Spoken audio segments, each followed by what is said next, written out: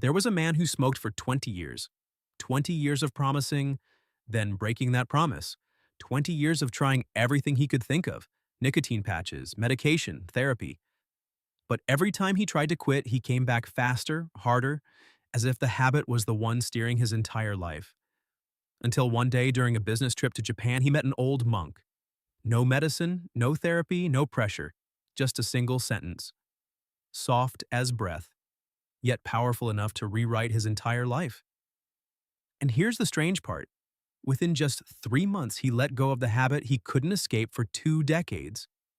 Not through willpower, not through force, but through something completely opposite to everything we've ever been taught about change. So, what happened? What if everything you've believed about fixing yourself has actually been holding you back? What if the very act of fighting your habits is what makes them stronger each day? And what if there's another path, gentler, more natural, and so effective you'll wonder why no one told you sooner? When people hear that story, most of them ask the exact same thing. Why did everything I've tried for years never work for me? And the truth usually hits harder than we expect. We grew up inside a culture that teaches us, if you want to change, you must be tough. You must push yourself. You must fight your own habits.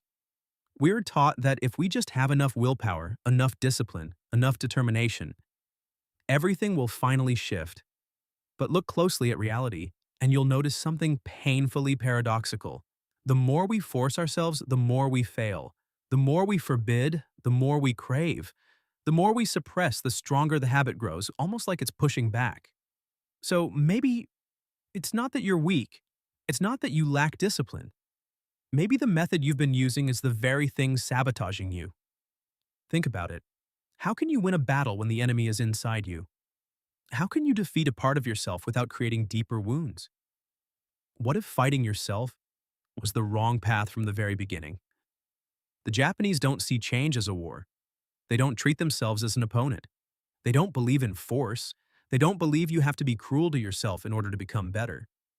They use a completely different approach, softer, deeper, and far more effective than the Western model many of us grew up with. A path not built on force, but on understanding. Not on pressure, but on harmony. Not on domination, but on transformation. And that very path is what helped that man break a 20-year habit in just 3 months.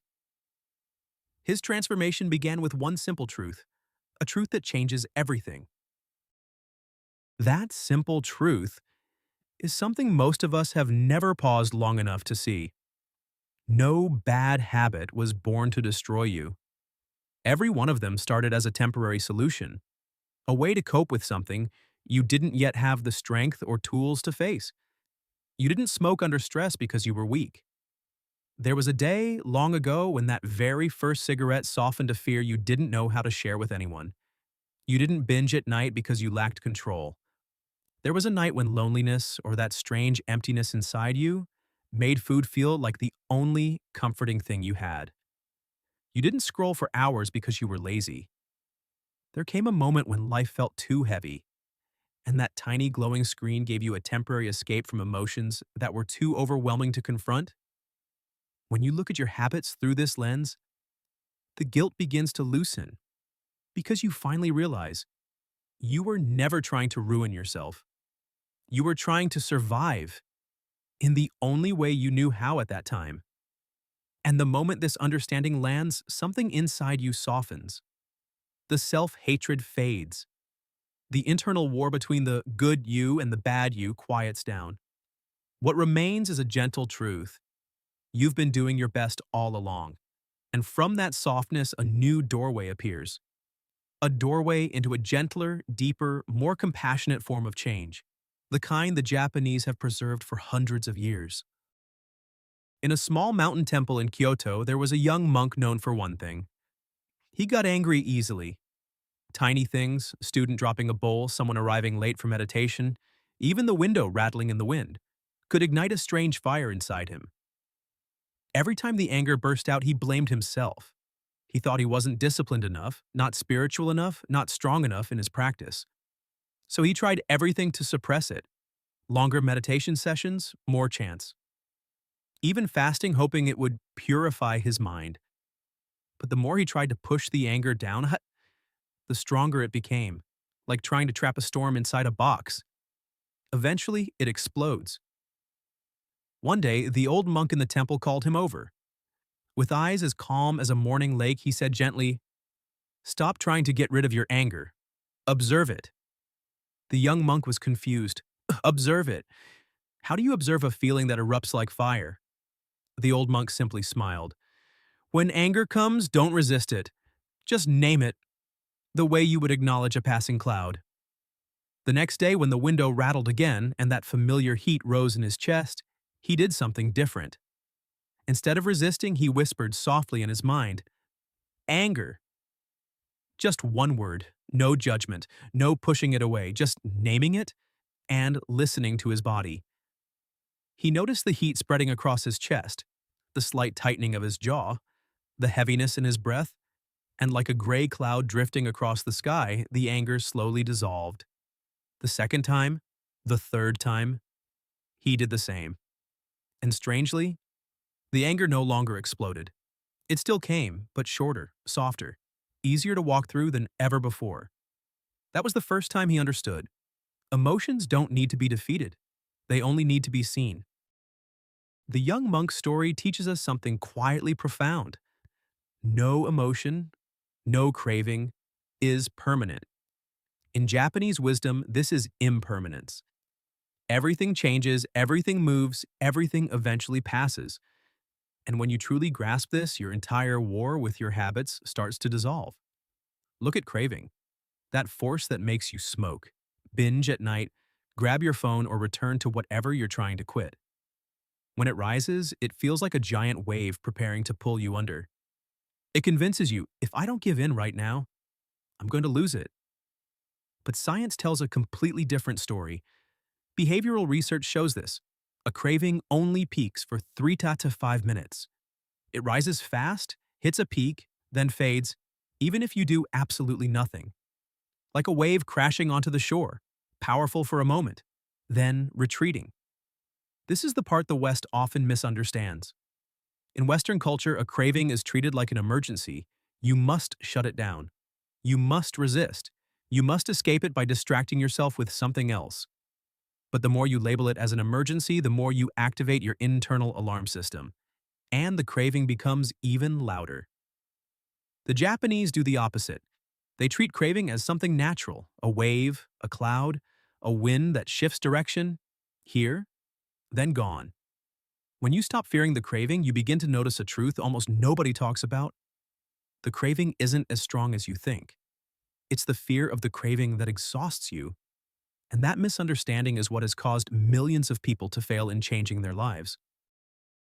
The man who quit smoking after 20 years was the first person to truly understand this. And strangely, he never threw his cigarettes away. They stayed right on his desk, inside a small wooden box.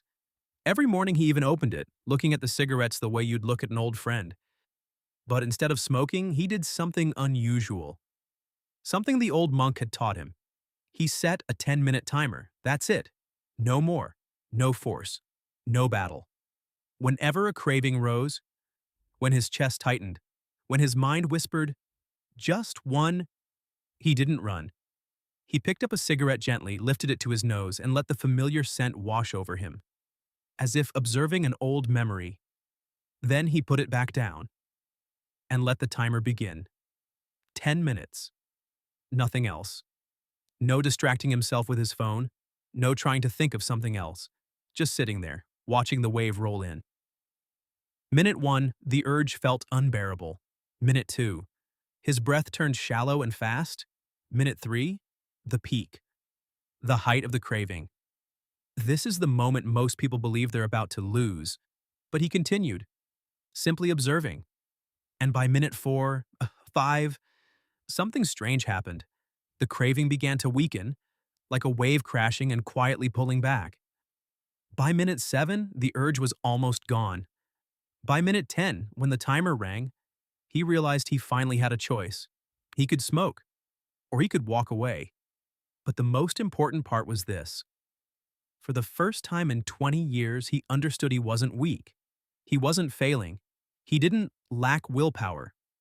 The problem had never been him. The problem was the way he understood craving, and from that moment on, he stopped being afraid of it.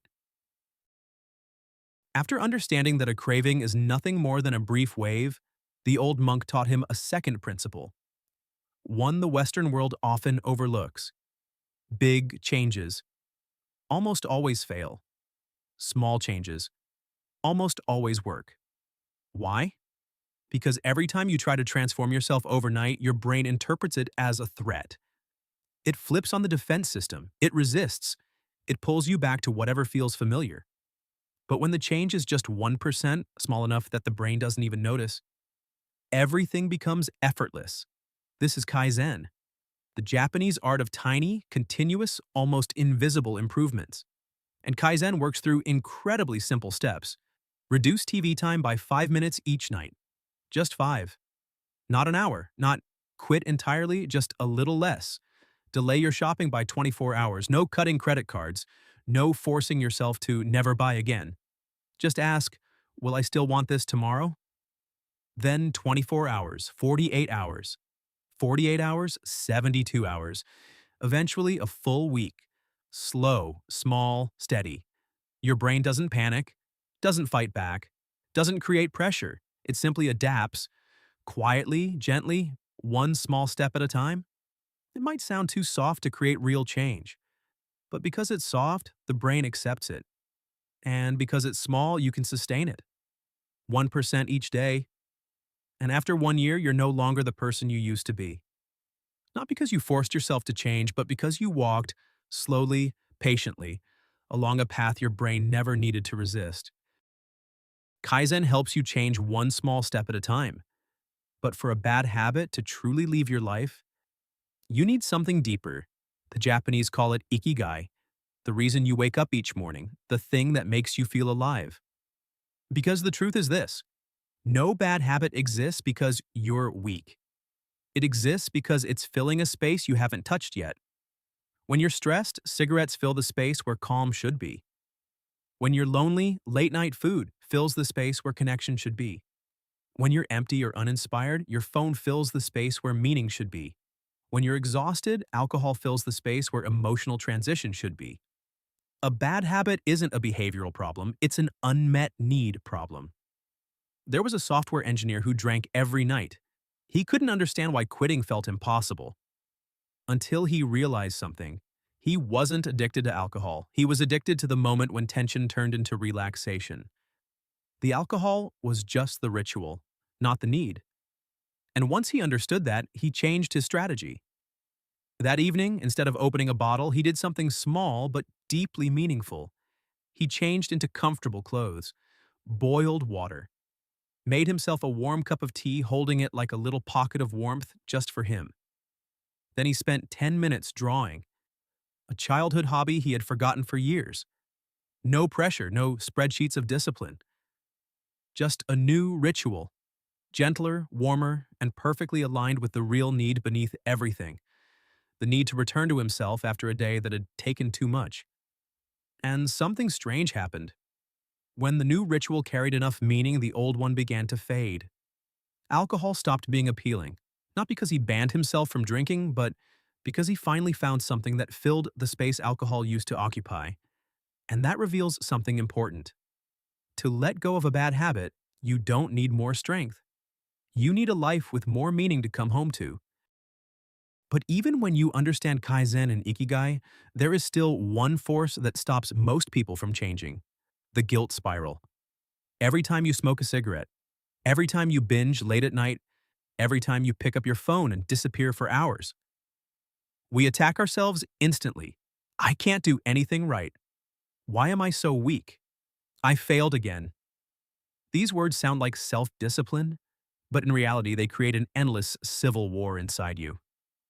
One part becomes the critic, and another part becomes the wounded child who just wants to run away. And the more you blame yourself, the more you repeat the habit. There was a teacher who struggled with emotional eating for years. Whenever school became stressful, she turned to food for comfort. And afterwards, she would stand in front of the mirror and say the harshest things to herself. All it did was make her feel worse. which made her eat more to soothe the pain. A closed loop, no exits, until she learned a very Japanese principle: name the truth, without judgment. For the first time in years, when she ate more than her body needed, she didn't punish herself. She simply placed a hand on her stomach, breathed softly, and said, "Yeah, today I overate. Not a failure, just a signal." Then she asked a question she had never asked before: "What am I needing that I haven't noticed?" And patterns started to appear. She ate the most on days when colleagues dismissed her, on weekends when loneliness crept in, on evenings when late paychecks made her anxious. Food had never been the real issue. It was the unmet needs inside her that were starving. Once she saw that, the guilt loop dissolved, the internal war stopped. What remained was gentleness, and from that gentleness, real change finally began. When you begin treating yourself with gentleness, you'll notice something almost sweet. Change isn't about destroying a part of who you are. It feels more like walking through a familiar forest. Every habit you have, good or bad, is a trail in your brain, a path you've walked hundreds, even thousands of times. And even if it leads somewhere you don't want to go, it's still the easiest route, because your feet know it by heart. You can't erase that path with willpower. You can't demand it to disappear in a day. Forests don't work like that. And neither does the brain. What you can do is start creating a new trail. At first, it's uneven, grass up to your ankles, branches in the way. Every step requires attention, presence, and a bit of patience. But then, day by day, the grass begins to press down. The path begins to show. You walk it more easily, more naturally, and then something magical happens. The old path, unused, starts to grow over again. No fighting needed, no hatred, no winning or losing. Because change isn't an inner war, it's the process of growing up. And when you look back, you'll realize your bad habits were never the enemy. They were a teacher, a clumsy, noisy, stubborn teacher, but always pointing to the places inside you that had drifted away from yourself.